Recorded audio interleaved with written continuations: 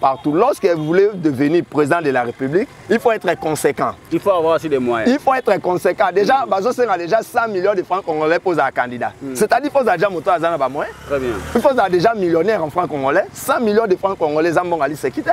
C'est-à-dire, quand tu veux être candidat président de la République, il faut être conséquent. Il y a des avions en Angola, il y a des avions en Afrique d'ici, il y a des avions un peu partout. Au vrai que ça campagne caca na avion à Congo. Il y a des avions angolais libres les loso qui louent en 3 mois pour au tambol nango. Je le trouve que il met plus l'argent la place balinga bazotia makanis. Voilà Moïse Katoum. Oui, ndeko Moïse Katoum. La politique est l'art de gérer la cité. On gère la cité par des idées, par une vision, par un programme. Mais Moïse Katoum, président ensemble, n'a pas assez de programme. Ayebi besoin à Congolais. Il y a des Chambongo. La place à Yoka Lito, il y a Yoka besoin à Congolais, a présenté son programme Moko, a présenté son vision, autrement les a adapté à la réalité. Tu peux confiance. Il ne fait pas ça. Gratuité à maternité, tu as des difficultés, les aranaba maman, pe bande qu'on a biso ya bassi na moment ya kobota. Très bien. Et belé batika mokili na kobota. Tango baté en gratuité. Est-ce que bazui ba mesure d'accompagnement et quoi accompagner parce que to boy le cas de gratuité monta au hôpital ba qui paye bien terre ba ça c'est bien terre pour bien le royal fele et mutazu akufi Martin Fayulu azongi Martin Fayulu a ba 2006 élection les allez ba voter député popularité ya Martin Fayulu yozo bangela ngote nazo mona pe yangote popularité nazo mona nano yangote soit na mona qui peut-être na robanga c'est ça que je vous dis autre temps autre mers. On est en 2018, on va trouver Kabila na Chadari. Martin Fayulu n'aura pas comme l'adversaire phare Chadari. Il aura l'adversaire phare Félix Tshisekedi. Il est venu ici en Banda Kokomo na Kokabolaka Kambongo ici. Batonyon se belé wana balandi Moïse Katoum beza pour Nambongo bien base na yende ba yeko yamba mkonzi na bango. Ba bien on Banda Kata na base nene. Pardon? Ba bien on Banda Kata na base Banda nene. Ba biété c'est sa toute première fois comme awa comme politicien. Je ne sais même pas ceux qui partent n'est pas réellement assis à ceux qui ont marino parce que dans mon agenda comment on est zinda na matiti be ba comment ensemble na venir peko donc ceux qui ndeko Moïse bato balandi wana balandi pas pour na programme pas pour na vision on a mutu moko ayebi visionnaire azate très bien na mutu moko ayebi programme ya Moïse Katoum ceux qui ont accès sur quel domaine mutu moko ayebi te donc balandi ba yebi ka ke ba kozwa mbongo par exemple la gratuité d'enseignement vraiment banda qui vraiment colandela on a les bandele comme c'est oui net gratuité d'enseignement des même si les là ils ont subi ils ont kutana na difficulté belé ceux qui zalaki enseignement ils ont dépendre na ba vie à bato mais tout monde bana msou le ba kufi très bien parce que enseignement suivi a bien zalakité alors on a gratuité à maternité tous en risque que vie à bato ezali ceux qui va même on enseignement on peut récupérer que moi natanga ki année obienté année okuna bandeli classe ou bien année Tango matata pour Nazara qui premier ministre. Regardez malignité à bande qu'on a vu sur les dirigeants ancien régime. Bakei, ba négocier na ba DG ya ba UNSS. Oy comment les lois CNSS. Ba DG ya ba DG RAD. Ba DG ya ba entreprise publique na ba société pareil étatique wana à l'état. Ba tekeli bango ba individu ba part. Mais avec le système oyo ba matata ponyo ancien régime. Batika Congo Airways et qu'on a une difficulté avec ma vie on a comme ponctuel tu es vraiment réellement régulier au moment on a des individus mêlés à Kana ba matata pognon des bocha des consorts ba par eux alaka ya ba société na ba entreprise à l'état et comment il pas na bango privé c'est quoi comment subvention au l'état zoti apon na Congo Airways ezo kena na ba poche na bango en ce moment là Congo Airways a évolué parce que va n'éco évoluer bien sûr que ça qui kaka na ba entreprise publique que mbongo wana bezonga na entreprise à l'état ils ont versé bon à l'état l'état tanga ko subventionner Congo c'est ça la musala. Voilà mesdames et messieurs, bonjour, bienvenue dans ce nouveau numéro to Lobela Congo. Kaka ndenge to ebisa kibino tozo continuer tourner la biso il y a République démocratique du Congo na maître Willy Mbongo awa place toza eza na commune Wangata président na ville Mbandaka. Wape epaye la kisaka ba martyr symbole ya ba martyr ya indépendance le 4 janvier maître Willy 1959 le 4 janvier 1959 awande place ba na nyonso Équateur ba na nyonso ville Mbandaka soka moni place yo ayebi place te commémoraka ba martyr ya le 4 janvier. Maître Willy, bonjour. Bonjour mon Pandé Sango Séraphin. Voilà, Maître Willy, 2023 est une année électorale, mais d'où est pas à Congo Mani, bakotuna vraiment est-ce que ba élection est causala réellement? Parce que ceux qui ba élection est causala, to comment on a et là comment on est que ba élection est allé dans mboka na biso. Analyse ni ça sur ça. Ah, merci mon Pandé Sango Séraphin. Bon. Oyebi biso ba Congolais toninga komona makambo na sens moko péjoratif. Très bien. Déjà vu l'organisation déjà la phase préélectorale ou déjà Seigneur Pessi, moi je trouve que l'élection que ça les réellement parce que assisi déjà qu'au Kangaba BRTC élection provinciale, municipale et législative nationale. La BRTC Fouama qui peut à recevoir déjà la candidature. Au moment où nous parlons, la BRTC Fouama pendant l'élection nationale et pendant l'élection présidentielle. L'élection présidentielle, BRTC Zali Polele, Moutou Azako se sentir capable de Kambambo, car tout Congolais d'origine a le droit à Kokende, ou à remplir les critères, à Kenako déposer, et ça est déjà Polele. À ce qui est recrutement, il y a personnel électoral. Et Salemi déjà, au moment où nous parlons, recrutement Salemi, il y a eu des candidats qui ont déposé le dossier pour le formateur électoral provincial, le formateur technicien. Donc, déjà, le recrutement de Salemi, je ne vois plus rien qui empêcher CENI de organiser l'élection. Donc, moi, je trouve que la CENI est prête. La CENI est prête pour organiser les élections. Et tout le monde a quitté l'électorat, Maître Willy.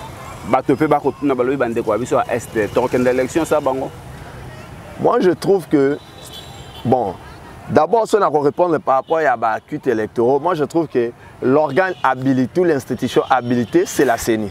C'est la CENI elle-même qui organise les élections. La CENI n'a jamais déclaré qu'il y a une contrainte technique. Très bien.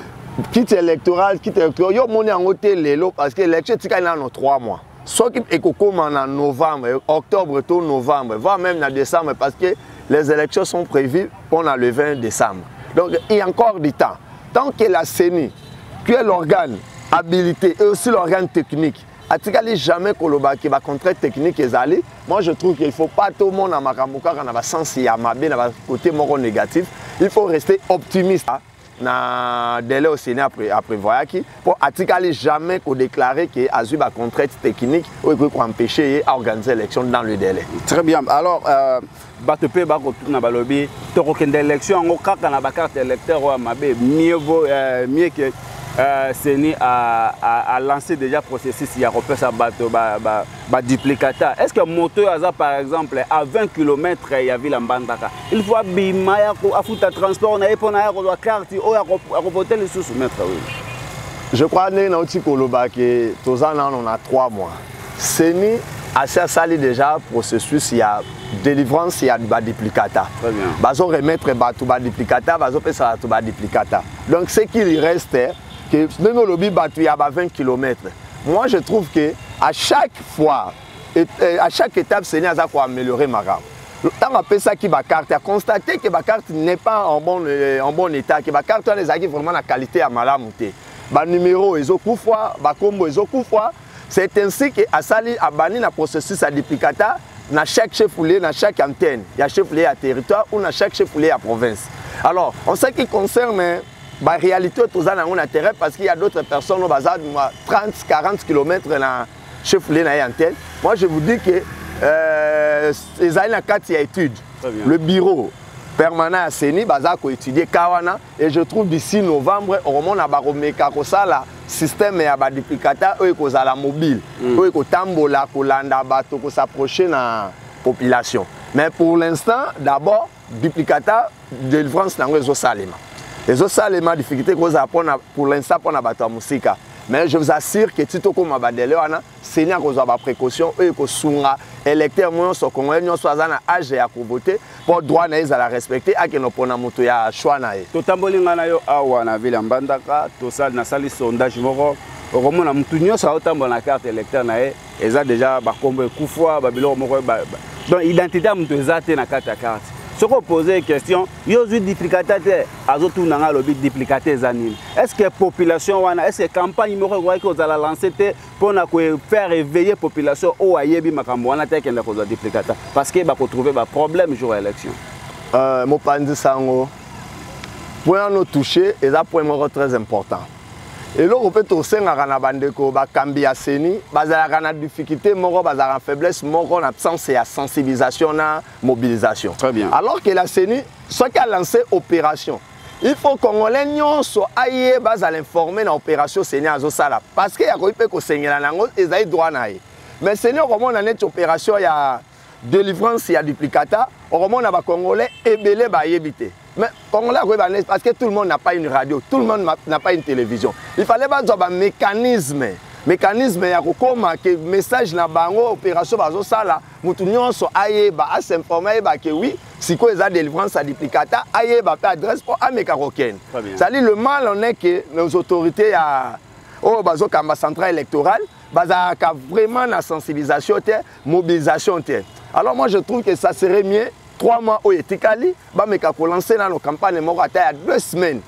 Dans le pays mobimba, tu vas s'informer réellement que duplicata bazo pesa. Et à part ça, le système il y a délivrance mobile il y a duplicata. Je prends par exemple na Ingende. Oh batu ba eungu muta eungu po a kozwa duplicata na Ingende centre, c'est un peu difficile parfois c'est impossible. Mais s'il y a un système mobile ok, il y a délivrance mobile, ok, tu vas bouger vers les électeurs parce que si tu n'as pas carte, ça faute il y a électeurs. Très bien. La faute revient aux autorités de la centrale électorale. Alors il faut pas subir que ça les sous efforts il y a que sabato. Pour s'approcher vers la population pour que les duplicata na bango et permettre qu'on les soit à droit à moto ya choix na ye. C'est ainsi que la démocratie est en là. Alors, toi, tu as vraiment la CENI, bien que nous sommes la CENI, on mettre Willy, tu as suspendre le secrétaire de la CENI, et pas il y a le président Denis Kadima, tu as bien le motif, tu as le Belango, Mikole Kroya, mais tu as lancé gratuité à maternité, maître Willy. Yo yamba ki ango ndengene ba maman na biso ba ko bota ofele na ba ko futa eloko moko te na maternité. Oui, moi je trouve que on les a charge constitutionnellement, ça revient à l'État. Très bien. Enseignement, maternité, santé, tout ça, on les a revenus à charge à l'État. Alors, ceux qui ont lancé en haut, ils ont comme un slogan. Ils ont comme un slogan. Moi, je suppose que tant qu'on va lancer gratuité et la maternité, si on lever les mesures contraignantes, on va déjà contraindre ceux qui ont et pour suivi sur le terrain, je veux qu'il faut ça que équipe ou bien organe technique moro de la suivi parce que je ne pense pas que balancer en okuna na Kinshasa. Est-ce que na ba hôpital ba maman na biso baza na ba village bango pe ba bénéficier nango parce que le Congo ne se limite pas à Kinshasa ou na 26 villes ou à ba chef lié à ba province. Le Congo c'est jusqu'à dans nos villages d'abord ba village des autres la Congo. Mais le problème est à relancer gratuité et ceux qui na Kinshasa na ba grande ville ya nini. Mais est-ce que ba maman na biso bande ko na biso ba baza na ba village ba bénéficier nango? Moi je trouve que ceux qui va sali va monter strictement technique pour que ça la suivi il y a gratuité à maternité et que ça la bien. Et aussi to ko ebisa pe ba konzi. Gratuité à maternité, tu as des difficultés les arana ba maman pe ba ndeko na biso ya basi na moment ya kobota. Très bien. Et belé batika mokili na kobota. Tango baté yango gratuité. Est-ce que bazui ba mesure d'accompagnement et accompagner yango parce que to boy le ko za gratuité moto akokende l'hôpital ba ki paye bien te ba ça c'est bien te pour bien le ya ofele et moto azui akufi. Net na par exemple la gratuité d'enseignement vraiment bandaki vraiment kolandela ngona libandele comme c'est oui net gratuité d'enseignement des même est-il là ils ont subi ils ont kutana na ba difficulté belé ce que ezalaki qu'enseignement zo dépendre na ba vie ya bato mais to moni bana msou lelo ba kufi. Très bien. Parce que enseignement suivi a bien ezalaki te. Alors na gratuité à maternité to za na risque que vie ya bato ezali. Ce qui va même on enseignement on peut récupérer. Que moi na tanga ki année bien te année okuna bandeli classe ou bien année il y a encadrement pe moi na meki ko récupérer Maël est une notion à perdre à qui. Tandis que la gratuité à maternité, c'est le contraire. Soit qui vous salaire moutakufi. Maman to bébé bakoufi. Alors que l'objectif à l'été zali il y a Batoubakou Fate. Ils allaient garder Batou na bonne santé. Donc il fallait strict technique, il y a suivi. Et ça, la gratuité enseignement, il y a une maternité. Et ça, les vraiment na ba norme au esengeli. Totanga ki mwana mboka Delice sanga oyo akoloba lobi gratuité à maternité wana eza pona ko profiter na campagne ya mokonzi mboka. Bon, moi je trouve que wana eza ba langage moko politique parce que gratuité à maternité eza biloko c'est un droit pour les Congolais. C'est un droit pour les Congolais et Congolaises. Donc soit qui président il y a de la République à faire appliquer en haut. Moi je trouve que ce n'est pas nécessairement pour sa campagne électorale. Mais il faut ça là en haut. Même à Ramonsu, il y a ça là ebele zali. Mais tu vois ici quand le président de la République a une place yo à Marty, place à l'indépendance. Ce qui veut dire que ce président de la République a bongi ça ou non. Ce n'est pas seulement pour la campagne électorale, mais c'est son devoir. Très bien. Il y a bongi ça, il y a sur la population, il y a bota kitoko. Place sur entretien à la lissoute. Ata matite ya pamba couleur ya pamba Vodacom to tiaka couleur oyo na éviter ceux qui na mbula nini.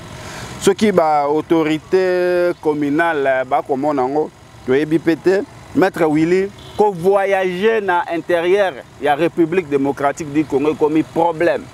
Bato bako we l'avion lokola to we la 207 na Kinshasa nakala tozalaka na ba Sibé Zaïre ba biloko to banda ko mona ngote avion na mboka na biso komi kozanga eza problème ya nini maître Willy.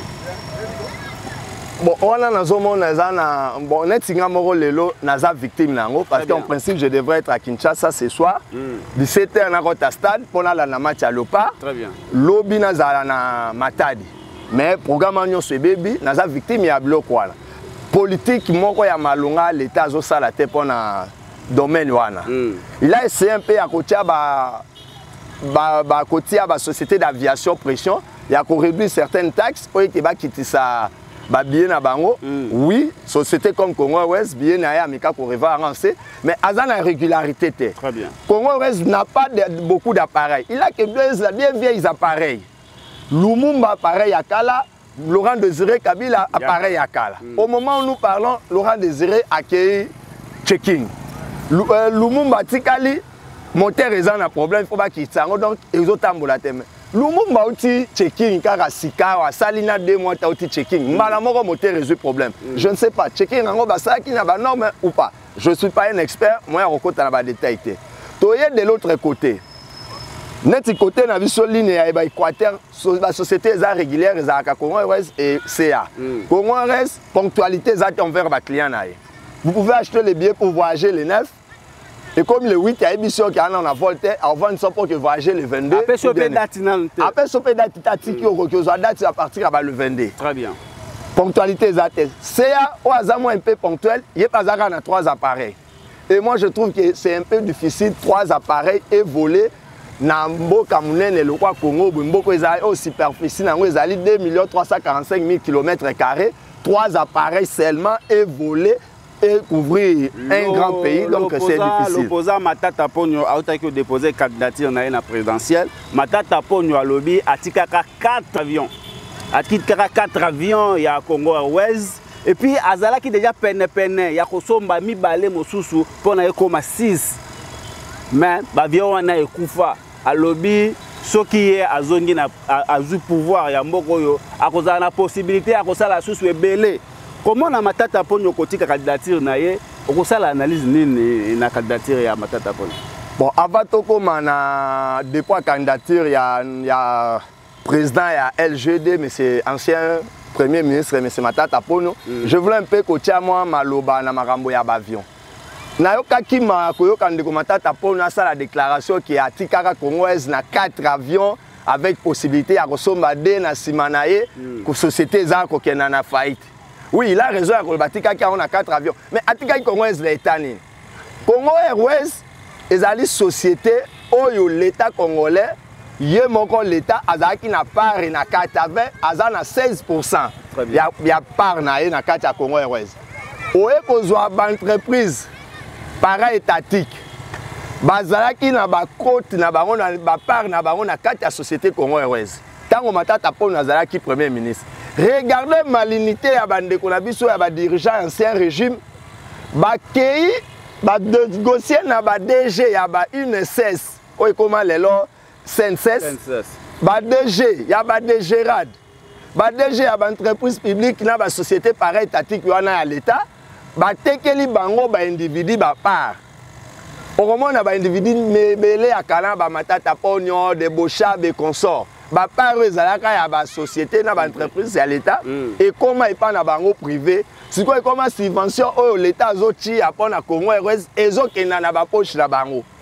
En ce moment là Congo Airways a évolué parce que va neko évoluer bien sûr que ezalaki kaka na ba entreprise publique ke mbongo wana beko zonga na ba entreprise à l'état ezo verser mbongo na l'état tanga ko subventionner Congo Airways ezo sala musala mais bango ba commencer l'état subventionner mbongo qui na ba poche. C'est ainsi que moi j'ai même soutenu l'idée que société wana batika ngo so qui na faillite va créer une autre société Air Zaïre ba kozo ntsila biso Air Zaïre comme ça Air Zaïre na CA la société privée batamboussa peut-être avec 4 avions na Air Zaïre 4 avions na CA tokoyi koko mama na ko circulation koko mama malamu mingi na mboka mais avec le système oyo ba matata ponyo ancien régime batika Congo Airways et qu'on a une difficulté avec ma avion et comme ma ponctuel là vraiment réellement régulier. Candidature Yamatata Ponyo.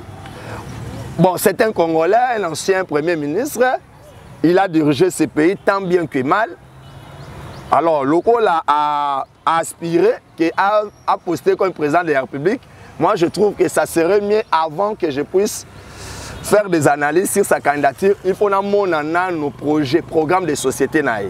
Dans mon projet de société, programme il y a 5 ans, de 2023 à 2028. Ce programme il y a idée ni azali na yango, pe toko meka ko sangisa programme na ye réalisme na yango tokota la zaki premier ministre. Asala kinini, qu'est-ce qu'il a créé? Parce que tant autant en net na sala ka société Congo Airways mutoko nga ya les aba échec. Tu as créé une société oh yo moko sali manœuvre moko boé. Bon, la société après a échoué. C'est moi je suis fort, j'avais créé. Alors c'est toi qui as créé des épines. Alors, Maître Willy, pendant tout chité vraiment, que Martin Fayulu peut déposer candidature, mais que vous avez décidé, le analyste politique. Est-ce que les autres banques Sabinoté, Union sacrée candidature, il y a Martin Fayulu? Bon, moi je trouve que chaque chose a son temps. Le maire s'évolue selon le temps et selon le moment. 2018 et 2023, l'opportunité ou l'occasion, l'opportunité, Martin Fayulu la joie qui en 2018 et la réalité politique actuelle. Donc s'il avait profité en 2018, la notoriété de l'époque, il y a Jean-Pierre Bemba et Moïse Katumbi, moi je pense que en 2018, en 2023, ils ont moroté parce que Jean-Pierre Bemba se retrouve déjà avec Félix Tshisekedi, dans la même équipe. Moïse Katumbi, Yohana Zosalaka va tourner pour qu'il ait déposé candidature comme président de la République. Matata Ponyo, qui était de la mouvance présidentielle, aujourd'hui il est déjà candidat président de la République. Moi je trouve que Martin Fayulu, Martin Fayulu a 2006 l'élection, ils allaient voter député provincial de il y a Martin Fayulu, Yozo Bangelangote. Nazo mon appel à voter. Popularité dans ce monde, c'est ça que je vous dis. Autre temps, autre mers. On est en 2018, Kabila na Chadari. Martin Fayulu n'aura pas comme l'adversaire phare Chadari. Il aura l'adversaire phare Félix Tshisekedi. Il aura Moïse Katumbi. Il aura Matata Ponyo. Martin Fayulu n'a plus d'opportunités que Azalo Azalaki. Non, les éléments ne sont plus les mêmes. Alors, Ezana ba Congoman Msu ba Komelenga balobi, Eza ba G à bateau à pouvoir, Eza ba G à pouvoir. Oh ba kosala ke ba avion ya Congo wa ezala bloqué. Pendant qu'on bloquait les candidats Moussou, va flotter dans la République démocratique du Congo parce que entre Bango, Moutouazan, la jet privé, Zakara Moïse Katumbi, Oto Monae, à Kitina Ville Mbandaka récemment, à Kekobeta discours Nae, Azana Cortège Nae. Okosa analyse nini. Est-ce que ça blocage électoral pour les candidats Moussou? Moi je trouve que il faut fonctionnement mokil. Tineye avion et volar dans le monde. dépendra dans la société d'aviation en terre et ça ne dépend pas directement de l'État, ou d'un pays ou de l'autorité en Boka. Très bien. L'avion est une organisation internationale, organisation d'aviation internationale, que je n'ai pas trop de détails.